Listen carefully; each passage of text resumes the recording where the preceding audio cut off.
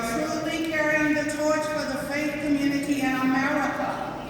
And thank you to my dear friends and partners at the America First Policy Institute who have spoken this week. The fearless Brooke Rollins, the Honorable Scott Turner, and Pastor Paula White.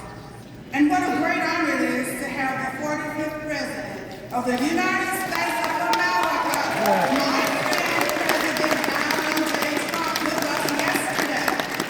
God truly has blessed each of you today with the gift to be a part of how He led us, and we look forward to God continuing to be with us for such a time as this, and to care for the least of these among us. I'm honored today to share with all gathered here America's strongest voices for faith, freedom, and liberty who have joined for the purpose of celebrating what God has done in our nation and planning what comes next. Be encouraged. This weekend we are celebrating two holidays that are near and dear to my heart, Father's Day and Juneteenth, where peripherals collide, convergence is imminent. It has been a joy to know that during this previous administration, President Trump helped all Americans to understand and celebrate the historic day that we call Juneteenth. Now, as our country is once again being manipulated into separating based on the color of our skin, let us remember the wise words from my uncle, Reverend Dr. Martin Luther King, Jr. I have a dream today that my 4 little children will one day live in a nation where they will not be judged by the color of their skin, but by the content of their character.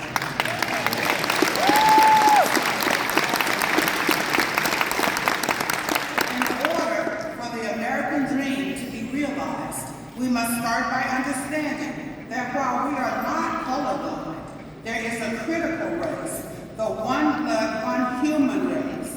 Our ethnicities should unite us. Amen.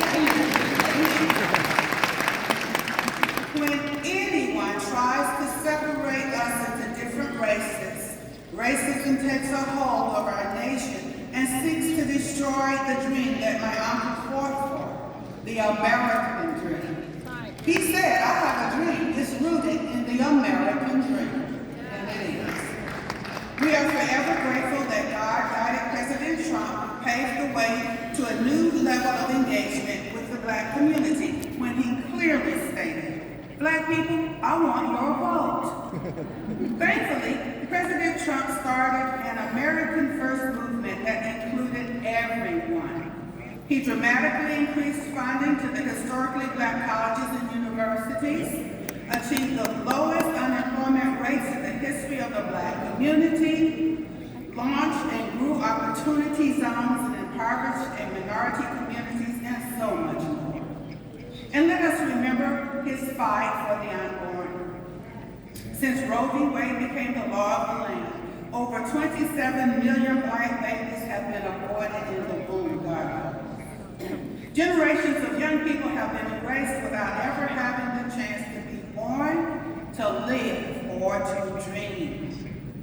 Could there be any greater injustice than robbing the lives of our nation's most vulnerable citizens, our unborn babies? Thankfully, the ongoing commitment and dedication of President Trump to protect life from the womb to the tomb, evidenced in his appointment of 3 prayerful Supreme Court justices and the sacrifices of so many God-fearing Americans like each of you, we are praying for the overturning of Roe v. Wade. A hand clap on that.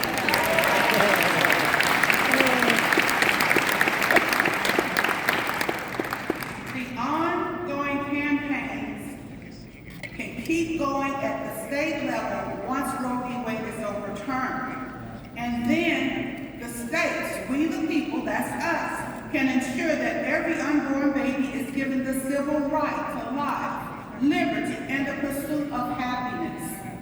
Human dignity begins in the womb. It does. Friends, we have much work to do. In order to see the injustice of today dealt we must recognize how the injustices of the past have been overcome. Today, even as we mourn our losses, we remember God's grace as we salute all of those who have come before us and fought for all Americans to have equal access and opportunity to pursue the American dream. Let us thank God today with prayers for a blessed Father's Day, a blessed Juneteenth, and the gift of the incredible favor of God, which has paved the way to finally live in a nation where abortion is no longer the law of the land. Yes. John 3:16 is for us all. For God so loved the world, he said with me, that he gave his only begotten Son, that whosoever believes in him should not perish, but have everlasting life. 17. For God sent not his Son into the world to condemn the world, but that the world through him might be saved. May God bless you each, and may God's truth